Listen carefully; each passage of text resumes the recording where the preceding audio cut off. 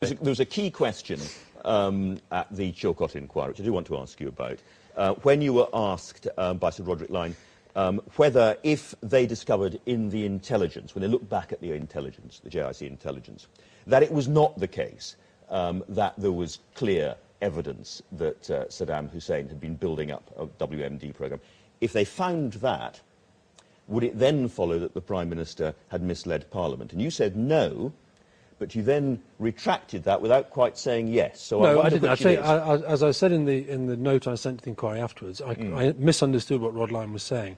I thought he was saying that if the JIC reports had led them to believe that they could not say beyond doubt there were WMD, does that, as it were, totally cut away Tony Blair's case? In fact, what I thought he was saying was, if it said in the JIC reports, there are no beyond doubt words. So I misunderstood his question. So I'll come back to the original question then. If beyond doubt is not established in the intelligence, when this inquiry looks at the intelligence, does it then follow, yes or no, that the Prime Minister misled Parliament? The Prime Minister didn't mislead Parliament. Even if the intelligence, when it's looked at, does not confirm that assertion that it was beyond reasonable doubt? Yes, because, look, as I said, I mean, forgive me for this, because this is the question. I mean, this is the thing that people say you can't answer this question. I've been through a lot on this, Andrew.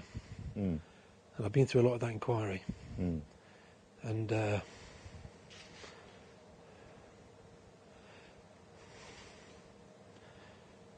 Tony Blair, I think, is a totally honourable man.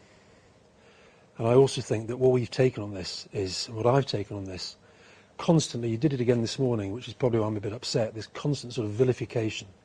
When you vilify? Well, you compared the novel to the dossier, and it's all fiction, all the rest of it. It's not.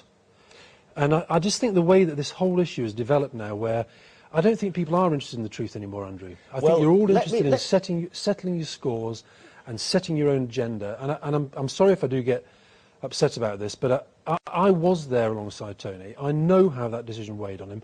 I know the care that we took.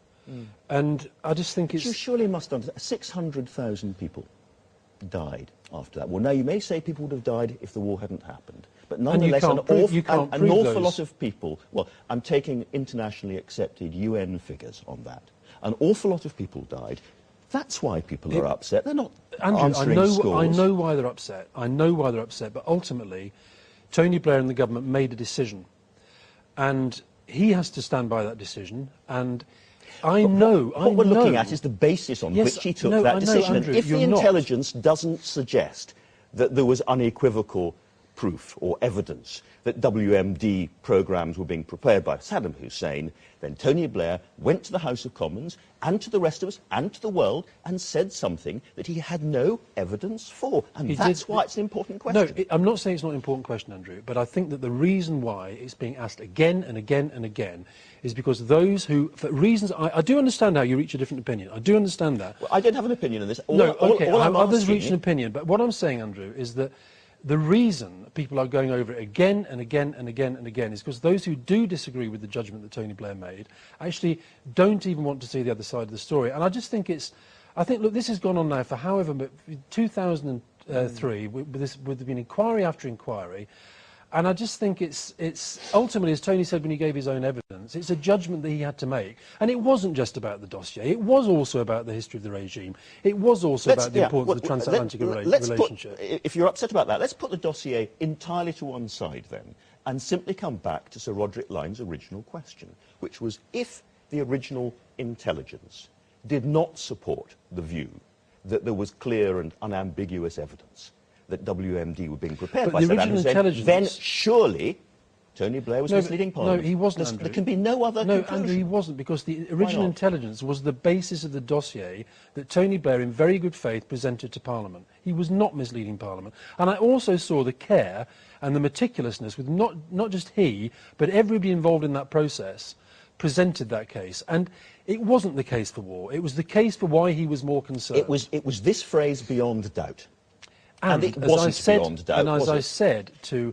Well, look, it was beyond doubt that he'd used them. It was beyond doubt that he'd had chemical weapons and It wasn't that beyond he'd doubt used that them. he had a live programme for WMD. It was beyond doubt, according to In fact, the it wasn't analysis true. that Tony Blair had from the intelligence services that he presented to Parliament. And look, we can go round it again and again and again, Andrew, and you and I are not going to agree. There are lots of people who totally believe, and as I say, I do understand how they come to a different view. Yeah. But I also ask you and All right. others to understand why Tony Blair came to the view that he did.